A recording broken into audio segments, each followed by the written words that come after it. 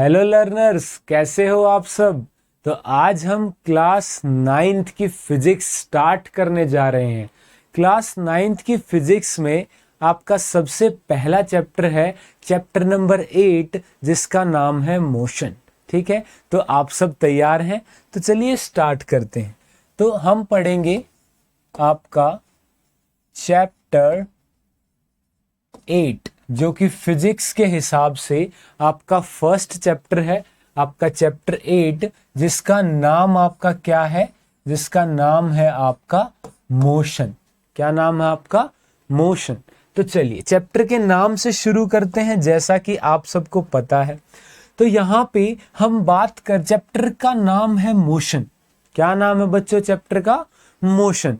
अब मोशन क्या है? आप सबने ऐसे मतलब मोशन बहुत ही कॉमनली सुना होगा। ठीक है, मतलब आप अगर बच्चे हैं आपने सुना होगा मोशन। आपने गाना भी सुने होंगे जिसमें स्लो मोशन डांस के मूव्स भी होते हैं, स्लो मोशन। तो ये मोशन क्या है? तो मोशन आप सबको पता होगा, जो बेसिकली जो बोलते हैं कि मोशन आपका होता है कि कोई बॉडी की मूवमेंट, मोशन कि कोई बॉडी मूवमेंट में है, मूवमेंट हो रही है क्या, ये बोलते हैं मोशन को। कि क्या मूवमेंट हो रही है उसे हम कहते हैं मोशन। ये तो हो गया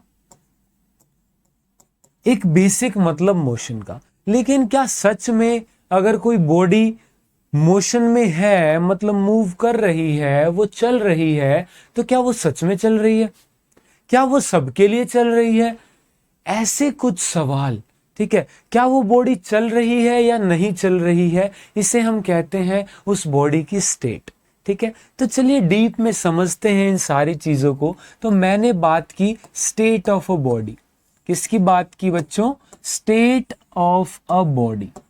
तो ये स्टेट ऑफ बॉडी क्या हो सकती है आपकी? या तो वो बॉडी चल रही होगी या फिर वो बॉडी आपकी रुकी हुई होगी।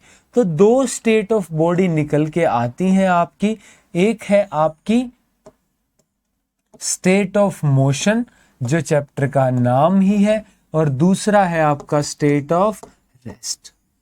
तो अगर कोई बॉडी रुकी हुई है, उसमें कोई बदलाव ही नहीं आ रहा है, तो उसमें आप पढ़ेंगे क्या? उसमें वेरिएशन की चीजें बहुत ही कम होंगी, as in accordance to mechanics, जो हम पढ़ने वाले हैं। मैकेनिक्स वो ब्रांच है जो आपकी मोशन वगैरह से डील करती है, जितने भी आपकी इससे रिलेटेड फिनोमिना, जो आपकी न्यूटन फिजिक्स से डील करती है।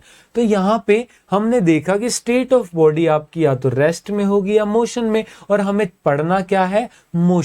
क्योंकि रेस्ट में जो है उसके अंदर जो न्यूटन फिजिक्स है वो क्या लगेगी? न्यूटन फिजिक्स आपकी लगती है मोस्टली 90% जब वो मोशन के अंदर होती है। तो हम इसलिए मोशन को ही स्टडी करने वाले हैं। तो यहाँ पे रेस्ट क्या है? जब वो बॉडी डायरेक्शन, वो आपकी पोजीशन चेंज ना करे। No change in position, position में कोई चेंज ना करे with respect to time. Time के अकॉर्डिंग अगर कोई बॉडी आपकी जो है पोजीशन में कोई बदलाव नहीं कर रही, मतलब पहले भी वही थी, थोड़ी देर बाद भी वही है, तो उसे हम क्या कहते हैं आपका? कि वो क्या है? रेस्ट में है। और मोशन में कब कहते हैं हम? कि अगर कोई बॉडी पोजीशन बदल रही है, चेंजेस पोजीशन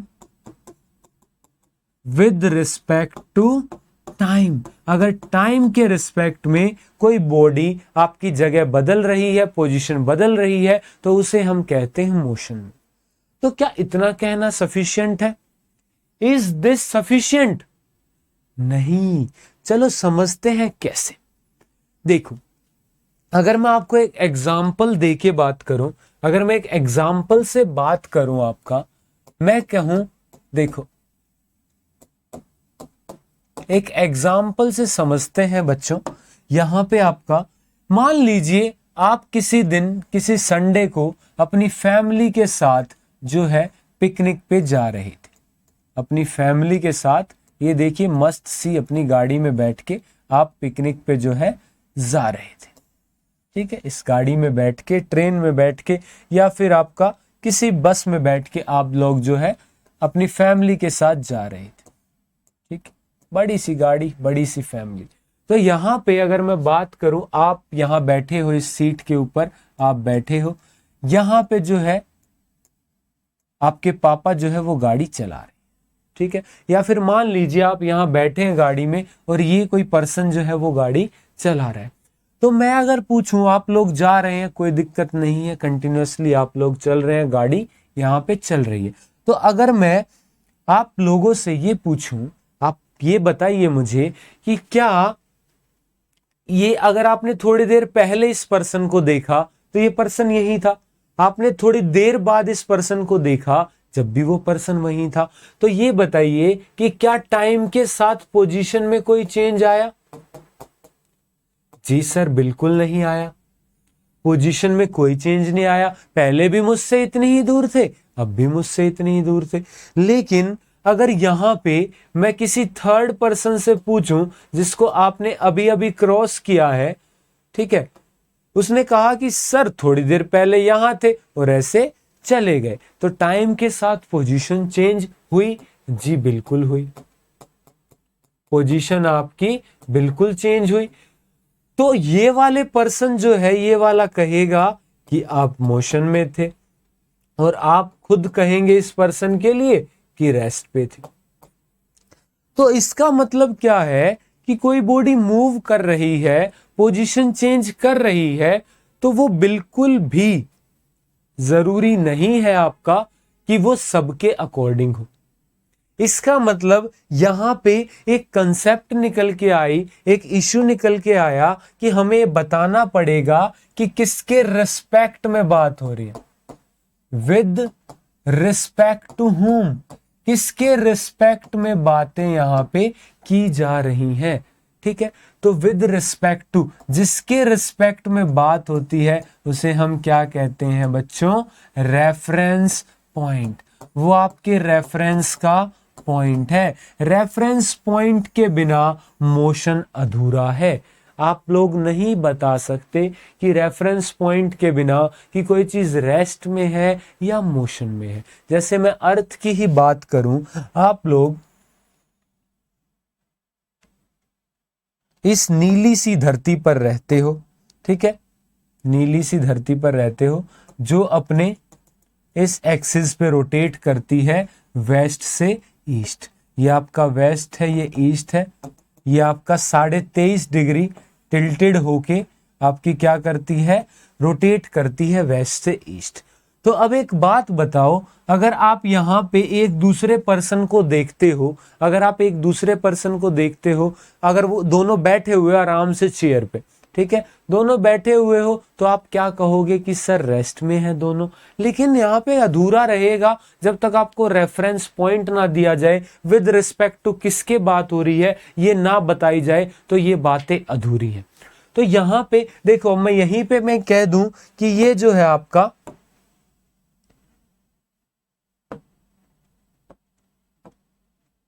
ये जो है आपका, मैं यहां से पूछ रहा हूं, इस पर्सन से पूछ रहा हूं मैं तो, जो यहां बैठा हुआ है चांद पे, इस एस्ट्रोनॉट से पूछ रहा हूं मैं तो कि क्या तुम्हारे साइड में जो कुर्सी पे बंदा बैठा है, क्या बताओ देख के वो चल रहा है कि नहीं?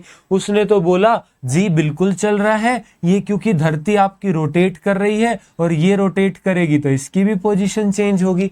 तो इसने तो कहा कि यस वो मोशन में है, लेकिन आप जो उसके बराबर में बैठे हो, बगल में बैठे हो, आपने कहा नहीं वो रेस्ट पे। तो यहां पे जब भी रेस्ट और मोशन की बातें होंगी तो बच्चों आपको याद रखना है कि रेफरेंस जरूरी है, रेफरेंस पॉइंट जरूरी है। दो बॉडीज जिनके बीच में बात हो रही है उनका रिलेटिव मोशन जरूरी है, जानना कि आखिर वो कैसे हैं, उनकी स्टेट क्या है, ठीक है, तभी हम बता पाएंगे कि कोई बॉडी मोशन में है या नहीं है, ठीक है। यहां तक आई होप आप लोग बहुत ही अच्छे से समझ गए होंगे। तो अब हमें जानना है मोशन। तो अब देखो, हम मोशन की एक कंप्लीट डेफिनेशन लिख सकते हैं इन सारी बातों को मिला के। वो क्या है कि अ बॉडी, एक ऐसी बॉडी विच जो करती है चेंज, विच चेंजेस इट्स पोजीशन, वो अपनी पोजीशन को चेंज करती है ठीक है, विद रिस्पेक्ट टू टाइम, सबसे पहले टाइम के रिस्पेक्ट में, and with respect to a reference point, एक रेफरेंस पॉइंट जिससे बात हो रही है, जिससे उसको ऑब्जर्व किया जा रहा है, उसके रिस्पेक्ट में आपका क्या हो रहा है भाई, चीजें मोशन में है, मतलब पोजीशन चेंज कर रही हैं, तभी हम यहाँ पे कह सकते हैं कि आपका क्या है, वो बॉडी मोशन में है। तो is said to be in motion, तभी उस बॉडी को मोशन में बोला जा सकता है, अदरवाइज वो रेस्ट में है। तो यहाँ पे हमें क्या समझ में आया, हमें एक बहुत ही बेहतरीन पॉइंट समझा हमने यहाँ पे, वो क्या है कि मोशन एंड रेस्ट, ये क्या है बच्चों, ये आपकी रिलेटिव टर्म्स है। मोशन एंड रेस्ट आपकी क्या है, रिलेटिव टर्म्स है। आप अकेले नहीं बता सकते, ये रिलेटिव टर्म्स है। हो सकता है एक बॉडी मोशन में है, किसी और के लिए उसी टाइम पे रेस्ट में भी हो सकती है, ठीक है। अब अगर मान लो कोई बॉडी मोशन में है with respect to a reference point, तो हमें उसको स्टडी करने के लिए कुछ क्वांटिटीज की जरूरत पड़ेगी, कुछ चीजें मेजर करनी पड़ेगी, कुछ क्वांटिटीज मेजर करनी पड़ेंगी, तभी हम उसके मोशन को समझ पाएंगे। कुछ मेजरमेंट्स करनी पड़ेंगी, किस लिए, to study motion of a body, किसी बॉडी के मोशन को समझने के लिए हमें उससे रिगार्डिंग कुछ टर्म्स को समझना पड़ेगा, कुछ क्वांटिटीज को मेजर करना पड़ेगा, और ये क्वांटिटीज आपकी डिस्टेंस, डिस्प्लेसमेंट, स्पीड, एक्सेलरेशन, ये सारी चीजें होने वाली हैं। तो आपके इन क्वांटिटीज को ब्रॉडली दो कैटेगरीज में डिवाइड किया जाता है। किसमें बच्चों, दो कैटेगरीज में डिवाइड किया जाता है। क्या है, आइए उनको समझते हैं। तो ये है आपकी, एक होती हैं स्केलर क्वांटिटीज, क्या होती हैं बच्चों, स्केलर क्वांटिटीज, और दूसरी होती हैं आपकी वेक्टर क्वांटिटीज। स्केलर क्वांटिटीज और वेक्टर क्वांटिटीज आपकी होती हैं।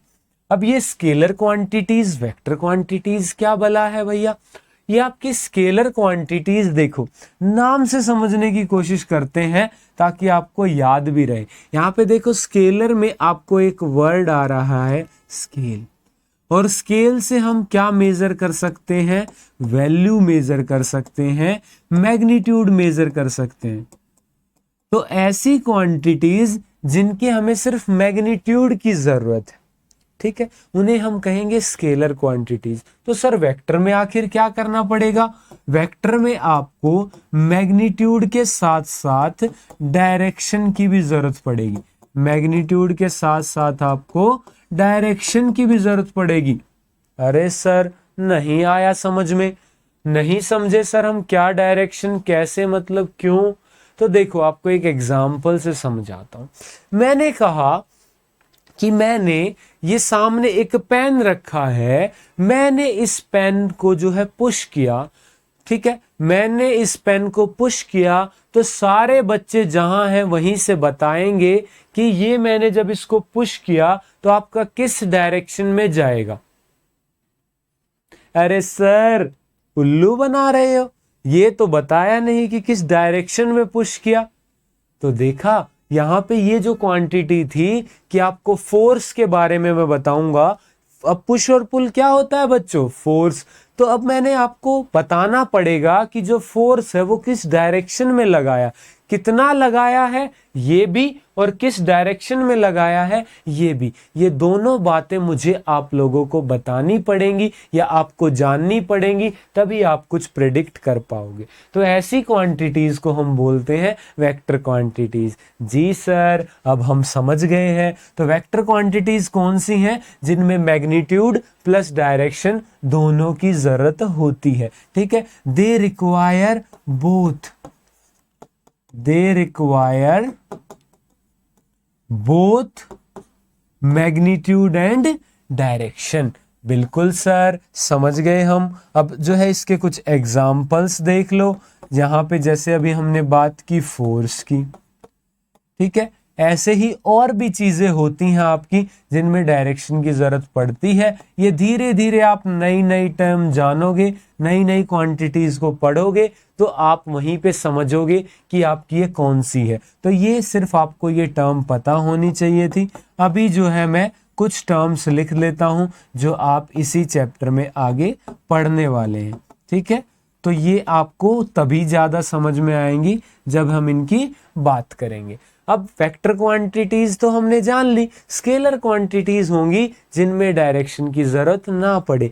जैसे मैंने बोला कि आज जो है टेम्परेचर कितना है, आपने बोला 40 डिग्री है सर, 40 डिग्री सेल्सियस है। क्या मैं ये पूछूंगा कि ऊपर की तरफ कितना है, नीचे की तरफ कितना है, लेफ्ट में कितना है, राइट में कितना है? नहीं ना। तो जिनमें डायरेक्शन की जरूरत नहीं पड़ती, नो रिक्वायरमेंट ऑफ डायरेक्शन, इनमें आपकी डायरेक्शन की कोई भी जरूरत नहीं पड़ती। No requirement of direction. अब सर एग्जाम्पल भी बता दीजिए। तो ये लो सर एग्जाम्पल, जैसे आपको कोई दूरी मेजर करनी है, कोई डिस्टेंस मेजर करना है, कोई स्पीड मेजर करनी है, एक्सेलरेशन तो आपकी वेक्टर है, टेम्परेचर मेजर करना है, तो ये इस तरीके की क्वांटिटीज आपकी स्केलर होती हैं। जी सर बिल्कुल समझ गए। अब आप कोई भी क्वांटिटीज पढ़ा दीजिए, हम आपको बता देंगे कि वो स्केलर है या आपकी वेक्टर है।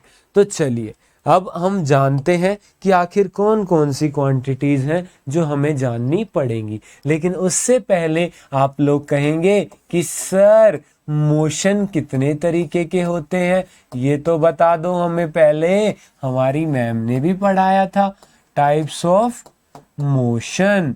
तो टाइप्स ऑफ मोशन, तो बच्चों एक बात जो है गांठ बांध लो, वो ये है कि आप जब भी किसी के टाइप्स पढ़ो या टाइप्स जानने की कोशिश करो, तो एक बात याद रखना, ऑलवेज ट्राई टू नो कि ऑन विच बेसिस, कि आप किस बेसिस पे उनको पढ़ रहे हो, किस बेसिस पे पढ़ रहे हो। क्योंकि बेसिस अगर बदल जाएगा तो आपके टाइप्स भी बदल जाएंगे, ठीक है। नहीं यकीन आता, एग्जाम्पल दे दूं, एग्जाम्पल ले लो सर आप, ठीक है। मैंने बोला कि आपके पास ये 10 बुक्स हैं, अलग अलग क्लासेस की, अलग अलग सब्जेक्ट्स की।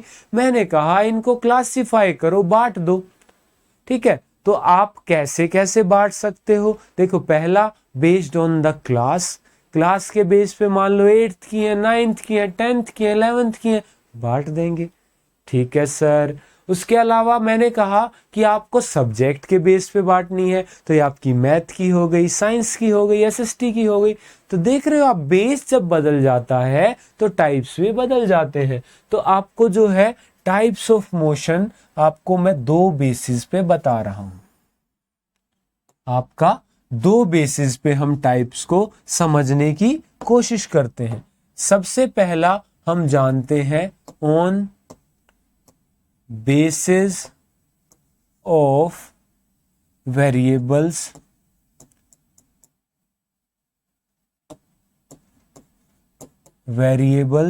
या फिर डायमेंशन, कि कितने डायमेंशन में आपकी चीजें हो रही हैं, ठीक है। मतलब आपकी बॉडी की जो मूवमेंट है, जो मोशन है, क्या वो एक ही डायरेक्शन में हो रहा है, क्या 2 डायरेक्शन में हो रहा है, क्या उसको एक्सप्लेन करने के लिए एक वेरिएबल चाहिए, 2 चाहिए, या स्पेस में मूव कर रहा है, तीनों चेंज हो रहे हैं, क्या आपका सिर्फ x चेंज हो रहा है, क्या सिर्फ y चेंज हो रहा है, या आपका z भी चेंज हो रहा है। तो इस बेसिस पे आपके 1D मोशन,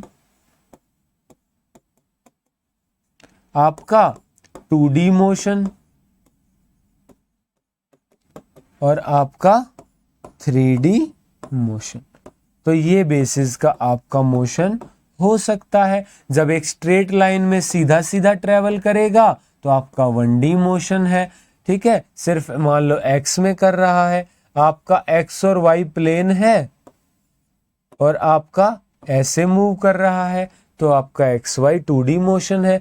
और आपका अगर स्पेस में मूव कर रहा है, ऐसे किसी रैंडम पॉइंट पे कि आपका एक्स वाई जेड तीनों चेंज हो रहे हैं तो 3D मोशन। अच्छा सर, दूसरी कैटेगरी क्या होने वाली है? तो दूसरा आप कर सकते हो on basis of path followed, कि आपका कौन से पाथ में वो घूम रहा है, इस बेसिस पे भी आप बता सकते हो मोशंस के बारे में। तो चलिए जानते हैं कुछ मोशंस के बारे में। तो आपका ये जो है हो सकता है आपका लीनियर मोशन, या स्ट्रेट लाइन मोशन या रेक्टिलिनियर मोशन। उसके अलावा आपका हो सकता है सर्कुलर मोशन। उसके अलावा आपका हो सकता है ऑसिलेटरी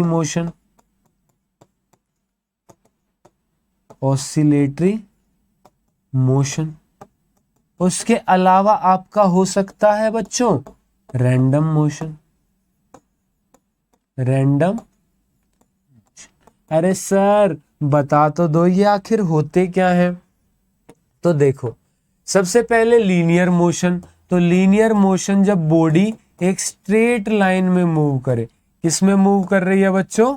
स्ट्रेट लाइन में आपका मूव कर रही है बॉडी, तो उसे क्या कहेंगे? Linear motion, straight line motion या फिर रेक्टिलिनियर मोशन। ठीक है, ट्रांसलेशनल मोशन भी बोल देते हैं इसी को। ठीक है, तो यहां पे उसके बाद आपका आता है सर्कुलर मोशन है कि जब कोई बॉडी मूव करते करते एक सर्कल की फॉर्म में पाथ को कवर करे। एक सर्कुलर पाथ में जब बॉडी घूम रही है तो उसे कहते हैं circular motion. Oscillatory motion, sir oscillatory motion क्या होता है? इसको पीरियोडिक मोशन भी बोलते हैं। ऐसा क्यों सर? तो आपका पीरियोडिक मोशन जो है ये होता है कि जब आपका चीजें रिपीट करे। जैसे आपने एक पेंडुलम को देखा होगा घड़ी में झूलते हुए, ये इधर जाता है फिर वापस आता है, फिर उधर जाता है फिर वापस आता है। तो ये एक ही पॉइंट को, एक ही पोजीशन को बार बार रिपीट करता है, उसे क्या कहते हैं? Oscillatory motion.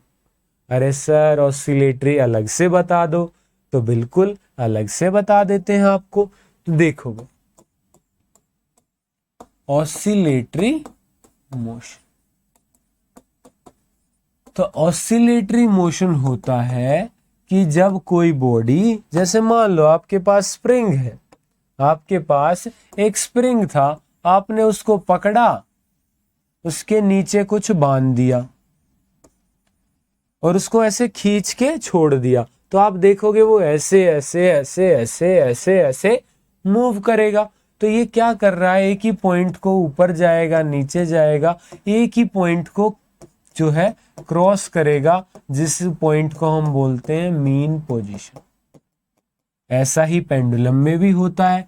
ये पेंडुलम है, ये आपका इधर जाएगा एक मैक्सिमम पॉइंट तक, उसके बाद फिर आपका वापस आ जाएगा, फिर उधर जाएगा एक मैक्सिमम पॉइंट तक, फिर वापस आ जाएगा। तो ये इसकी मीन पोजीशन है, जिसके चारों तरफ ये जो है चक्कर काटे जा रहा है। तो ये आपकी क्या है? Mean position.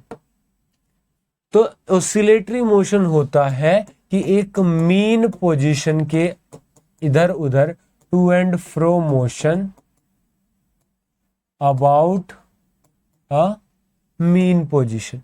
एक मीन पोजीशन के इधर उधर आपका टू एंड फ्रो मोशन हो रहा है, उसे हम क्या कहते हैं? Oscillatory motion. और ये बराबर इंटरवल के बाद रिपीट करता है, इसीलिए इसको हम पीरियोडिक मोशन भी बोलते हैं। क्या बोलते हैं बच्चों? Periodic motion. लेकिन पीरियोडिक मोशन थोड़ा सा अलग होता है। ऑसिलेटरी मोशन को मैं कह सकता हूं कि ऑसिलेटरी मोशन आपका एक टाइप का पीरियोडिक मोशन है, ठीक है, लेकिन हर पीरियोडिक मोशन ऑसिलेटरी मोशन हो ये जरूरी नहीं है। अच्छा सर क्या कह रहे हैं आप? मैं ये कह रहा हूं बच्चों कि अगर कोई बॉडी एक सर्कल पे मूव कर रही है, ठीक है, और बराबर टाइम में इस पॉइंट को क्रॉस कर रही है, तो dates a periodic motion. Dates a periodic motion. ये सर्कुलर मोशन भी आपका क्या होगा, पीरियोडिक मोशन होगा। लेकिन क्या ये एक ही पॉइंट के टू एंड फ्रो मूव कर रही है क्या ये एक ही पॉइंट के इधर उधर जा रही है क्या? नहीं सर, तो ये ऑसिलेटरी मोशन आपका नहीं है, ये पीरियोडिक मोशन है लेकिन ऑसिलेटरी मोशन नहीं है। समझ गए ये बात? जी सर। उसके बाद हमने बात की थी रैंडम मोशन की। तो रैंडम मोशन आपका कोई भी जिसमें एक अनप्रेडिक्टेड पाथ फॉलो, जैसे स्ट्रेट लाइन में वी कैन प्रिडिक्ट कि वो सीधी जा रही है, सर्कुलर में वी कैन प्रिडिक्ट वो सर्कुलर पाथ फॉलो कर रही है, ऑसिलेटरी में वी कैन प्रिडिक्ट कि वो इसी के टू एंड फ्रो घूम रही है। रैंडम में हम प्रिडिक्शन नहीं कर सकते, वी कांट प्रिडिक्ट कि वो उसका पाथ क्या फॉलो हो रहा है। ये बहुत ही रैंडम मोशन होता है, हमें वो है आपका कुछ पता नहीं चलता कि आगे कैसे होगा। तो समझ गए आप टाइप ऑफ मोशन। अब आगे बढ़े। अब आगे अगर हमसे बढ़ने को बोला जाए तो अब हम समझेंगे आपकी क्वांटिटीज के बारे में। तो आपकी सबसे पहली क्वांटिटी आती है डिस्टेंस, और अगर मैं पेयर में बात करूं तो आपकी आती है इसी के साथ एक क्वांटिटी डिस्प्लेसमेंट। तो इनको एक साथ समझना बहुत ही ज्यादा जरूरी हो जाता है। आपका डिस्टेंस क्या है? सर बचपन से सुना है, कुछ नया नहीं है, हम समझते हैं। आपका डिस्टेंस होता है दूरी। क्या होता है बच्चों? दूरी। डिस्टेंस आपका है दूरी, कि किसी बॉडी ने, किसी ऑब्जेक्ट ने कितनी दूरी चली है आपकी। मान लो आपने, देखो एक एग्जाम्पल से समझाता हूं। मान लो आपने जो है चलना शुरू किया,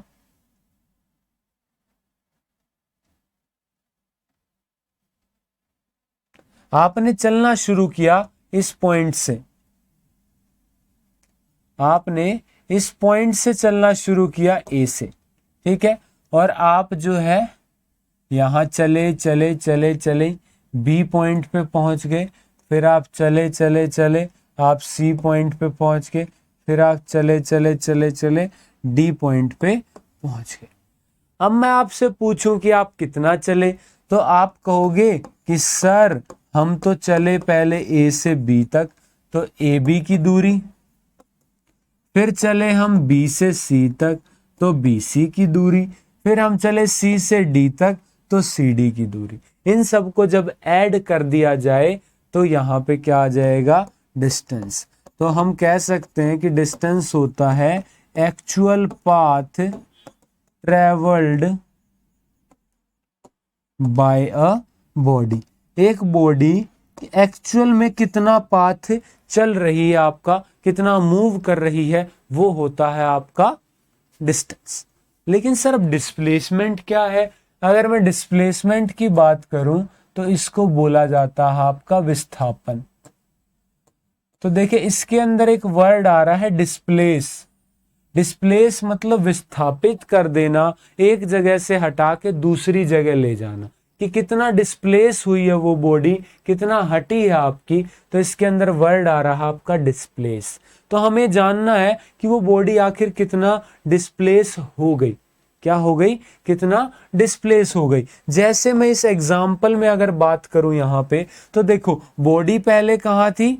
ए पे थी, अब कहाँ है? डी पे। तो पहले और अब में कितना विस्थापित हो गई? एडी। ये क्या है यहाँ पे? विस्थापित हुई है। कितनी हटी अपनी जगह से? ए से डी पे। तो यहां पे मैं कह सकता हूं कि हाउ मच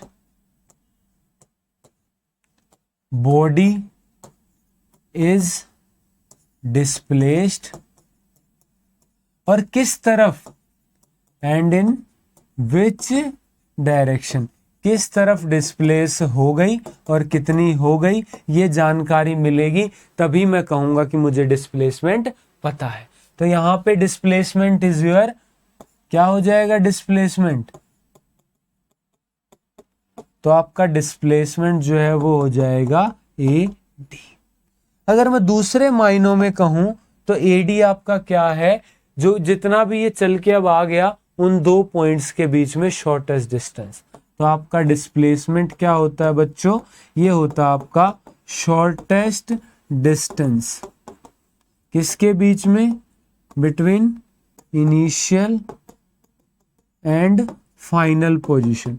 इनिशियल और फाइनल पोजीशन में जो शॉर्टेस्ट डिस्टेंस होता है उसे कहते हैं डिस्प्लेसमेंट। जी सर समझ गए। अब जरा ध्यान दो, क्या इसे कोई फर्क पड़ा डायरेक्शन से? क्या इसे कोई फर्क पड़ा डायरेक्शन से? जी सर नहीं पड़ा। तो ये आपकी क्या है, एक स्केलर क्वांटिटी। लेकिन यहीं पे अगर ये डिस्प्लेसमेंट आपकी इधर जाके इधर हो जाती तो आपकी इधर पॉजिटिव है तो इधर नेगेटिव, इसका मतलब आपकी डायरेक्शन डिपेंडेंट होती है डिस्प्लेसमेंट, तो इसीलिए ये क्या है, एक वेक्टर क्वांटिटी। डिस्प्लेसमेंट आपकी क्या है, वेक्टर क्वांटिटी। और आपके डिस्टेंस क्या है भाई, डिस्टेंस आपकी है स्केलर क्वांटिटी। जी सर समझ गए, हम यहां तक समझ गए भाई। चलो अब और एग्जाम्पल से समझते हैं हम। मान लो कि एक पर्सन, एक और एग्जाम्पल से आपका डिस्टेंस और डिस्प्लेसमेंट वाला कंसेप्ट पक्का कर देते हैं। तो मान लो एक पर्सन था जो आपका एक सेमी सर्कल में घूम आया, ठीक है। इसका रेडियस मान लो दे रखा है आपका 5 मीटर। 5 मीटर के एक सर्कल पे एक आदमी ने आधा सर्कल पार कर लिया, आधा सर्कल पार कर लिया, वो ए से बी पे चला गया। तो आपसे पूछा जा रहा है कि बच्चों बताओ आपके यहाँ पे इस केस के अंदर डिस्टेंस और डिस्प्लेसमेंट क्या रहने वाली है। तो डिस्टेंस होगा आपका एक्चुअल में कितना चला और डिस्प्लेसमेंट होगा आपका शॉर्टेस्ट डिस्टेंस। तो यहां से यहां तक चला तो एक्चुअल में उसने आधे सर्कल को कवर किया है, और सर्कल का जो सरकमफ्रेंस होता है, सरकमफ्रेंस होता है ये आपका होता है 2πr। तो इसका हाफ करोगे तो आपका ये ब्लू वाला रीजन कितना हो जाएगा, पाई आर। कितना हो जाएगा, पाई आर हो जाएगा। तो इसका मतलब आपका डिस्टेंस कितना है, वो है आपका पाई आर। और अगर मैं यहाँ पे देखूं कि पाई की वैल्यू अगर पाई रखूं और आर की 5, तो आपका आंसर आ गया 5 पाई मीटर। यहीं पे अगर मैं डिस्प्लेसमेंट की बात करूं तो पहले वो यहां था, अब वो यहां है, तो आपका जो दूरी चली गई है वो आपकी ये दूरी है जो उसने चली है। जितना वो विस्थापित हुआ है, जितना अपनी पोजीशन से खिसक गया है, डिस्प्लेस हो गया है। तो यहाँ पे आपका इस और इस पॉइंट में दूरी कितनी है, ये 5 मीटर रेडियस है, ये 5 मीटर है। तो आपका डिस्प्लेसमेंट क्या होगी, 5 + 5 जो कि आपका आ जाएगा 10। तो 10 मीटर आपकी डिस्प्लेसमेंट है और डिस्टेंस आपका 5 पाई।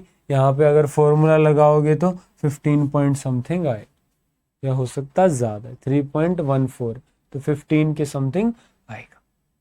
तो डिस्टेंस और डिस्प्लेसमेंट समझ आया आप लोगों को? जी सर आ गया समझ में। अब देखो और इससे जुड़ी हुई क्या बातें हैं। अब डिस्प्लेसमेंट है आपका वेक्टर क्वांटिटी, तो एक वेक्टर क्वांटिटी तो डायरेक्शन पे डिपेंड करती है। तो डिस्प्लेसमेंट आपका जो है वो 0 भी हो सकता है, नेगेटिव भी हो सकता है और पॉजिटिव भी हो सकता है, क्योंकि एक वेक्टर क्वांटिटी है। लेकिन जो आपका डिस्टेंस है, तो डिस्टेंस जो है वो कैन ओनली बी या तो पॉजिटिव और 0। अगर कोई बॉडी मूव की है, उसने डिस्प्लेसमेंट दिखाई है, मोशन दिखाया है, तो आपका जो है डिस्टेंस जो है आपका वो पॉजिटिव भी हो सकता है और 0 भी, लेकिन डिस्प्लेसमेंट सिर्फ नेगेटिव होगा, पॉजिटिव होगा या 0 होगा, आपका किसी भी उसमें हो सकता है, डिपेंड करता है आपका डायरेक्शन। यहां तक चीजें समझ गए? जी सर समझ गए। अब आगे देखो, नेक्स्ट जो आपके लिए आती है टर्म, नेक्स्ट जो क्वांटिटीज आपको पढ़नी है वो है आपकी स्पीड और वेलोसिटी। स्पीड और आपकी वेलोसिटी। अब ये स्पीड क्या है? स्पीड होती है आपकी distance travelled by a body per unit time. Per unit time में कितना डिस्टेंस ट्रेवल कर रही है एक बॉडी, वो हो जाएगी उसकी स्पीड। ठीक है। यही वेलोसिटी की बात करें तो वेलोसिटी है कि कितना विस्थापन आया है, displacement of a body per unit time. तो डिस्प्लेसमेंट किस रेट पे हो रही है, इस बात पे भी डिपेंड करेगी, इस बात पे डिपेंड करेगी आपकी वेलोसिटी, या इस बात का फैक्टर होगी आपकी वेलोसिटी। तो स्पीड आपकी डिस्टेंस अपॉन टाइम। तो यहां से आप इसकी एसआई यूनिट भी बता सकते हो, displacement is equal to, distance को आपका एस से दिखाते हैं, डिस्प्लेसमेंट अपॉन टाइम। तो ये आपका displacement is a type of length और टाइम इज योर सेकंड। तो वेलोसिटी स्पीड की यूनिट आ गई मीटर पर सेकंड। ठीक है। तो मीटर पर सेकंड आपकी स्पीड की एसआई यूनिट आ गई। इसके अलावा और यहाँ पे क्या कर सकते हैं हम, तो आपके स्पीड के भी टाइप्स होते हैं।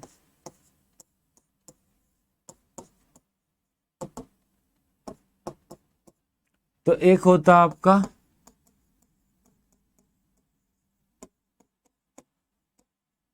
एवरेज स्पीड, एक क्या होता है आपका एवरेज स्पीड होता है। एवरेज स्पीड क्या है आपका कि पूरी जर्नी के लिए, एवरेज स्पीड क्या है आपका फॉर फुल जर्नी, एक कंप्लीट जर्नी के लिए आपकी स्पीड क्या रही, टोटल टाइम कितना लिया।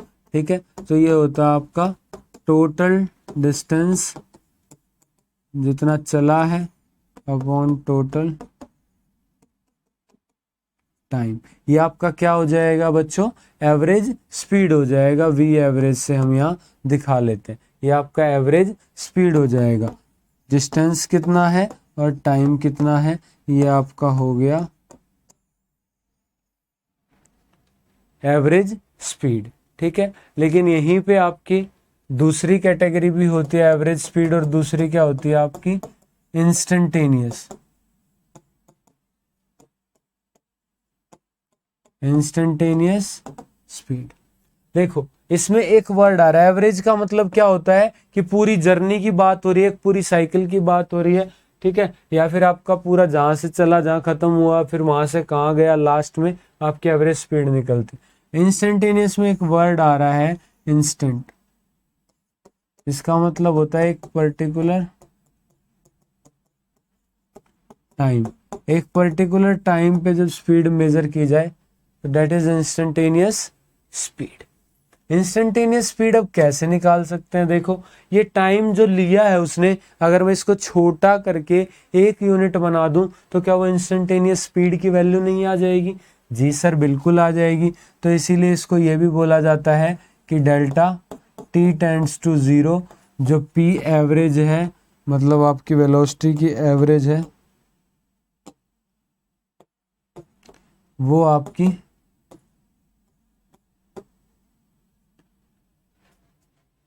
ये आपका क्या हो जाएगा, वी एवरेज ही आपकी क्या बन जाएगी, वी एवरेज ही आपकी वी इंस्टेंटेनियस बन जाएगी। ठीक है। तो अगर ये टाइम इंटरवल इतना छोटा हो जाए कि आपकी एवरेज वेलोसिटी एक पर्टिकुलर टाइम पे आ जाए, जिसको हम ऐसे रिप्रेजेंट करते हैं limit delta T tends to zero average velocity, और एवरेज वेलोसिटी का क्या है डेल्टा एस अपॉन डेल्टा।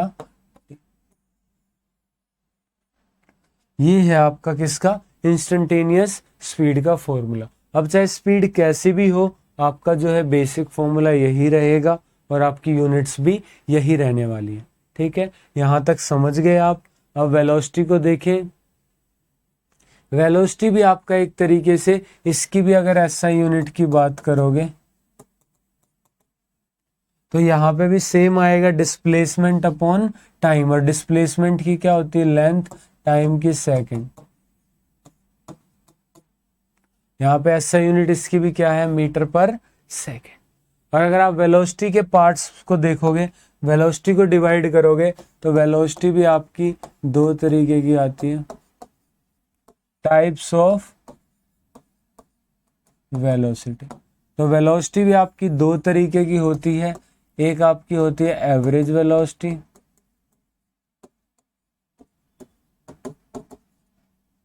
और दूसरी आपकी इंस्टेंटेनियस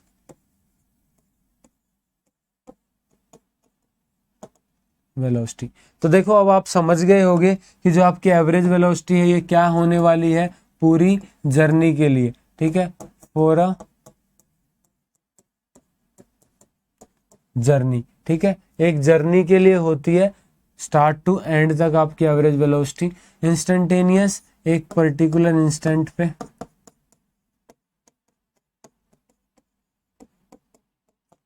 तो एक पर्टिकुलर इंस्टेंट पे जब कैलकुलेट किया जाता है उसे कहते हैं इंस्टेंटेनियस वेलोसिटी। तो इसका भी फॉर्मूला क्या होगा? आपका एवरेज डिस्प्लेसमेंट मतलब total displacement upon total time. तो यहां से ये आ जाएगा इंस्टेंटेनियस के लिए की limit delta T tends to 0 del S upon del T, क्योंकि यहाँ स्पीड है ऊपर वेलोसिटी थी। ठीक है, तो यहाँ पे इंस्टेंटेनियस वेलोसिटी आपकी हो जाएगी कि एट पर्टिकुलर इंस्टेंट, एक पर्टिकुलर इंस्टेंट पे आपकी क्या वैल्यू है? तो limit delta T tends to 0 delta S by delta T. जब ये लिमिट इतनी छोटी कर दो कि एक सिंगल वैल्यू आ जाए तो वही आपकी उस एक पर्टिकुलर टाइम पे आपकी वैल्यू होगी। ठीक है, इंस्टेंटेनियस वेलोसिटी की। ठीक है, इन दोनों की भी एसआई यूनिट आपकी सेम रहेगी, जो वेलोसिटी की रहती है मीटर पर सेकेंड। ठीक है, यहां तक क्लियर है बच्चों? टाइप्स ऑफ वेलोसिटी में हमने पढ़ा एवरेज वेलोसिटी और इंस्टेंटेनियस वेलोसिटी।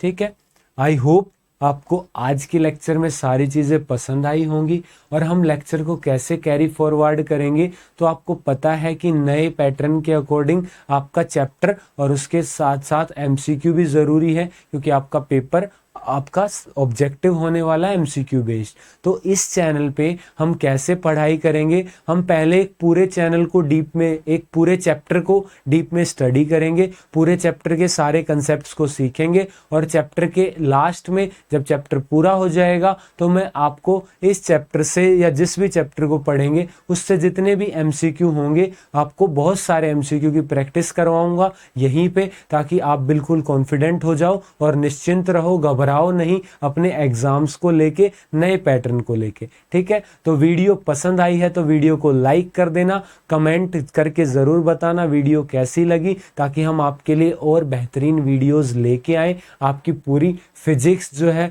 करवाने का सोचा है तो आपकी पूरी फिजिक्स करवाएं। ठीक है, तो आप जो है चैनल को सब्सक्राइब करके और अपने सारे दोस्तों के साथ शेयर कर देना, क्योंकि पढ़ाई का असली मज़ा तभी आता है जब आप सारे दोस्त मिलके पढ़ोगे और फिर बाद में उस पर डिस्कशन होगा, क्योंकि जब सब एक साथ आगे बढ़ते हैं ना तो उसका अलग ही मज़ा है। तो मिलते हैं ऐसी ही आगे वीडियोज़ में, तब तक के लिए धन्यवाद, थैंक यू, खुश रहो, मुस्कुराते रहो और पढ़ते रहो।